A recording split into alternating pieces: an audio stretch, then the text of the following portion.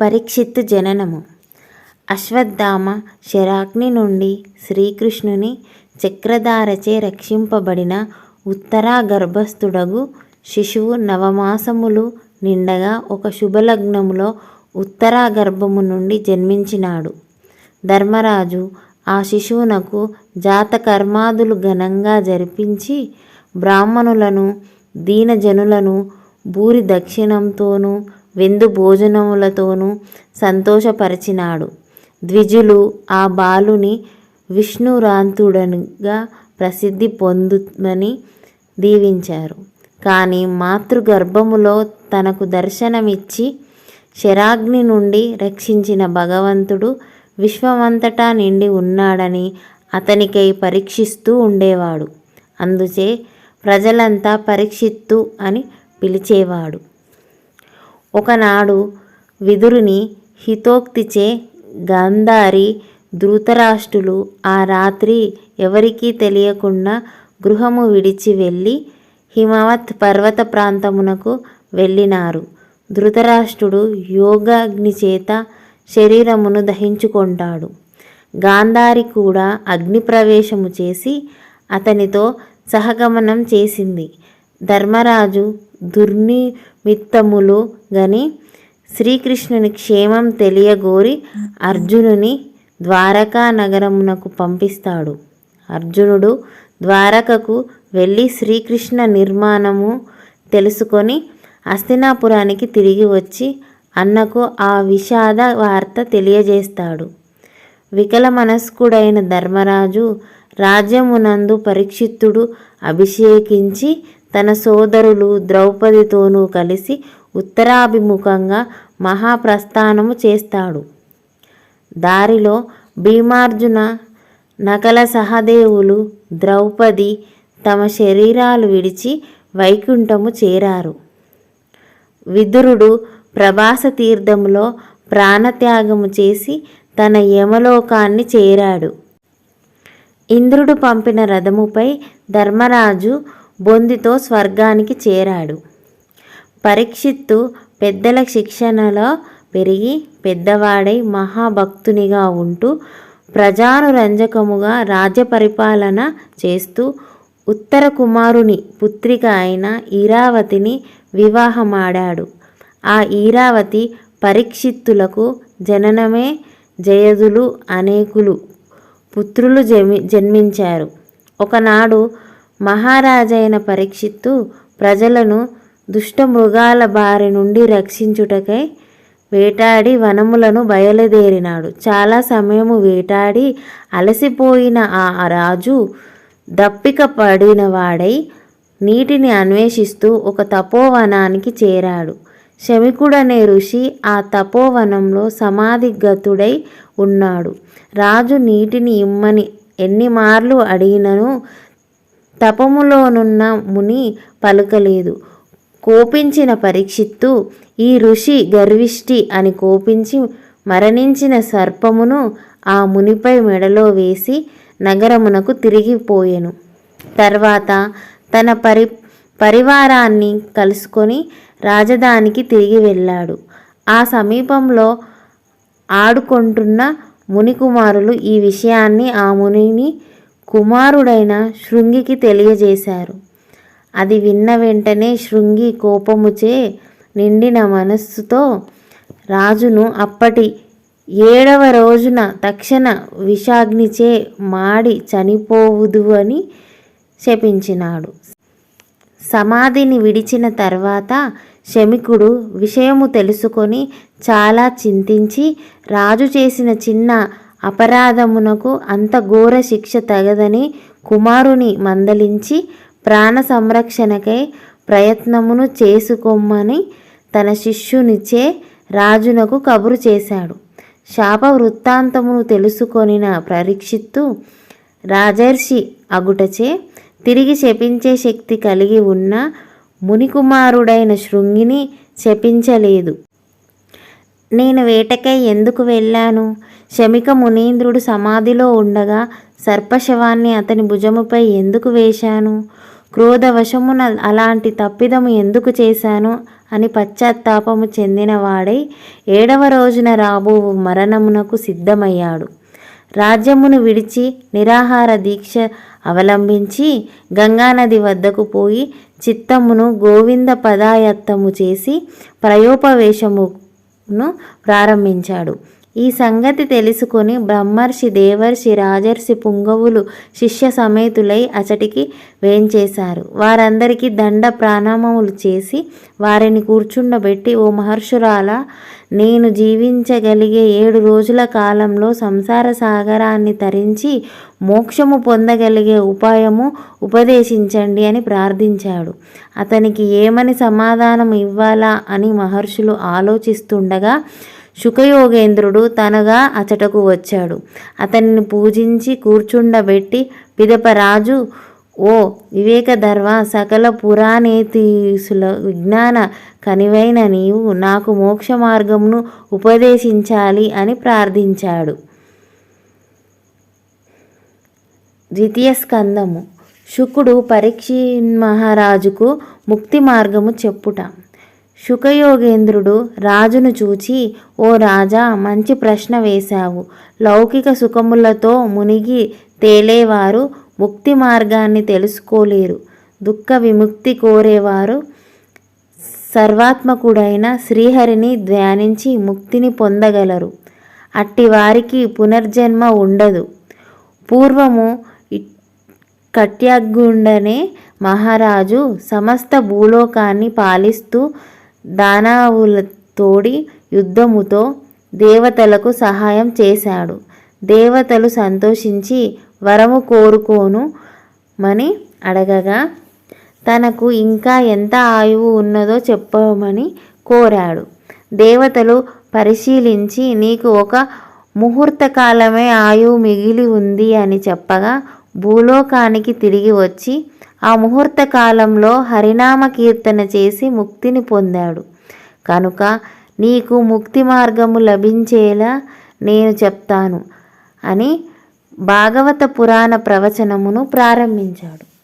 ఓ రాజా, ముందుగా దారాపుత్ర ధనాదులయందు గల మోహాన్ని త్యజించి మనస్సును భగవత్ పాదములయందు నిలిపి ధ్యాన మార్గమున చిత్త ఏకాగ్రతచే విష్ణు పాదమునకు చేరవచ్చును.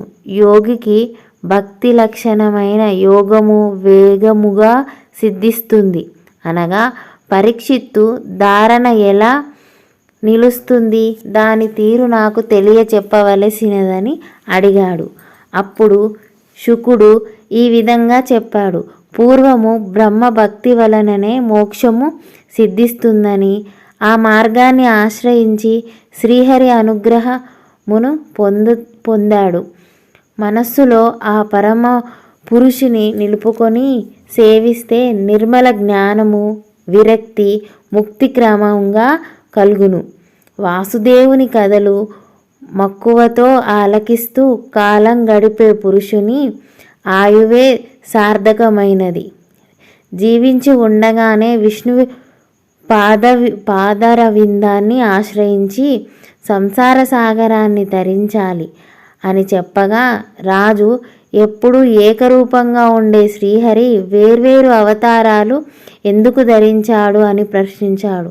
దానికి శుకుడు ఈ విధంగా చెప్పాడు. పూర్వము ఒకానొకప్పుడు నారదుడు బ్రహ్మ వద్దకు వెళ్ళి, నీవే సమస్త సృష్టికి సర్వాధికారివని భావిస్తాను, నీకంటే ఇతరులు ఎవరు అధికారులు లేరు కదా అని అడగగా దానికి బ్రహ్మ చిరునవ్వుతో, నాయనా, నేను స్వతంత్రుని కాను. ఈ సమస్త సృష్టికి కారణము విష్ణు మాయ సుమా. హరి అన్నింటా నిండి ఉంటాడు. ఆ సర్వేశ్వరుని మహిమ ఎవరికీ తెలియరానిది అని ఆ శ్రీహరి లీలావతారాన్ని వర్ణించి చెప్పాడు.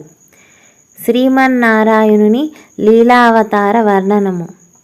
ఇతర కథలను వినడం వల్ల వ్యర్థమైన వీణులతో సర్వశరణ్యుడైన హరికథామృతాన్ని పానము చేసి ధన్యత్వము పొందాలి. పూర్వము హిరణ్యాక్షుడు భూమిని చాపగా చుట్టి ఉపద్రవమును కల్పించగా శ్రీహరి యజ్ఞ వరాహావతారము దాల్చి అతన్ని సంహరించి లోకరక్షణ గావించాడు. పిదప సుయాగ్నుడు అవతారాలించి లోకాల అర్తిని హరించి స్వయంభువ మనుగుచే స్తుతింపబడ్డాడు. అనంతరము కర్దమ ప్రజాపతికి దేవహూతికి కపిలుడుగా జన్మించి తల్లికి సాంఖ్య మార్గాన్ని ఉపదేశించాడు. అది ముక్తికి సులభోపాయము.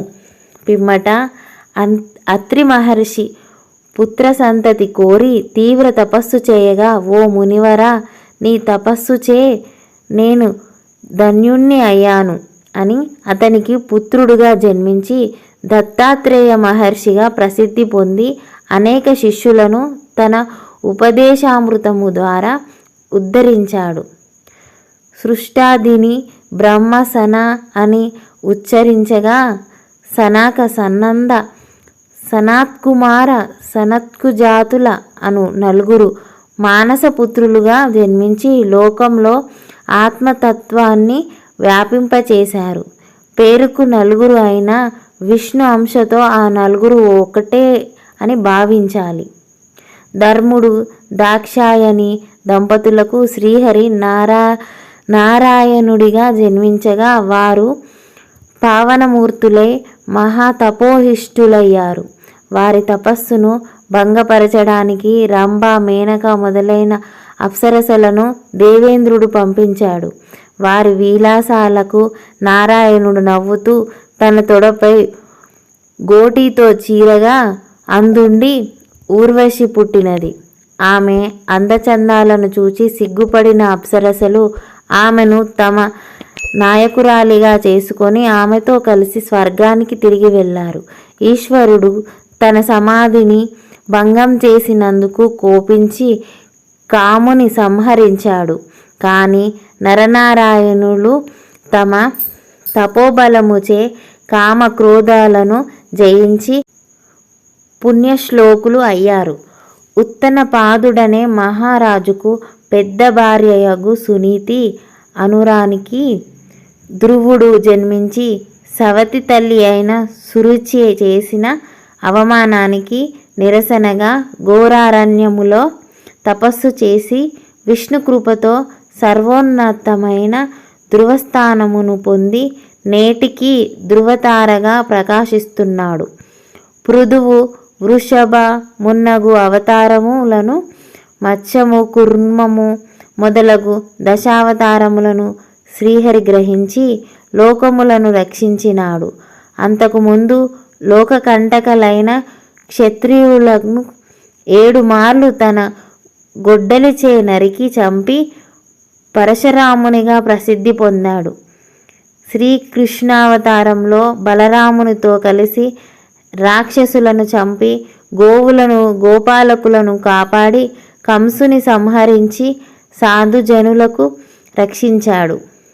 ఏకరాశిగా ఉన్న వేదములను వ్యాస మహర్షి రూపంలో 4గా విభజించి భారతేతిహాసంలో భాగంగా భగవద్గీతను అర్జునుని విషగా చేసుకొని మోక్ష సాధకుల కొరకై ఉపదేశించాడు. శ్రీహరి లీలావతారంలో ముఖ్యమైన వాటిని దశావతారములుగా భక్తులు కొనియాడతారు. రాబో కాలంలో క్షుద్ర ప్రభువులను నశింపచేయడానికి కల్కిగా అవతరించి ధర్మస్థాపన చేయగలడు. పరమ భక్తులకు ఆ శ్రీహరియే తన మాయను ధరించి తనను తెలుసుకొనగలిగే జ్ఞానాన్ని అనుగ్రహిస్తాడు. ఈ విధంగా బ్రహ్మ నారద మహర్షికి తెలిపిన విషయమంతా శుకయోగేంద్రుడు పరీక్షిత్తుకు విన్నపించి అతనిని సంతోషింపజేశాడు.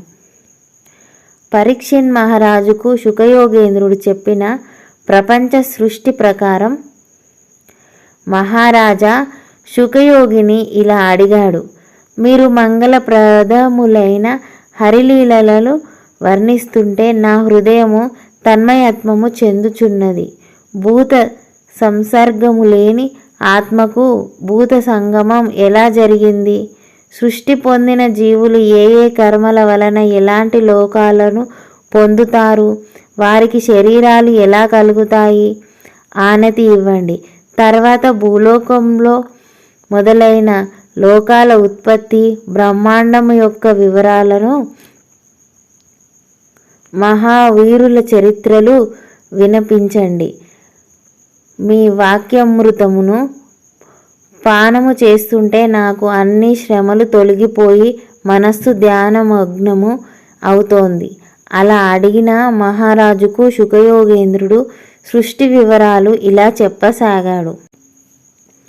పూర్వము సృష్టికి ముందు శ్రీహరి నాభి కమలము నుండి ఉద్భవించిన బ్రహ్మ తాను పుట్టిన ఆ కమలానికి మూలాధారమేదో తెలుసుకోగోరి పద్మం చుట్టూ ఉన్న నీటిలో తిరిగి తిరిగి వేసారి మళ్ళీ కమలంలోనికే చేరాడు.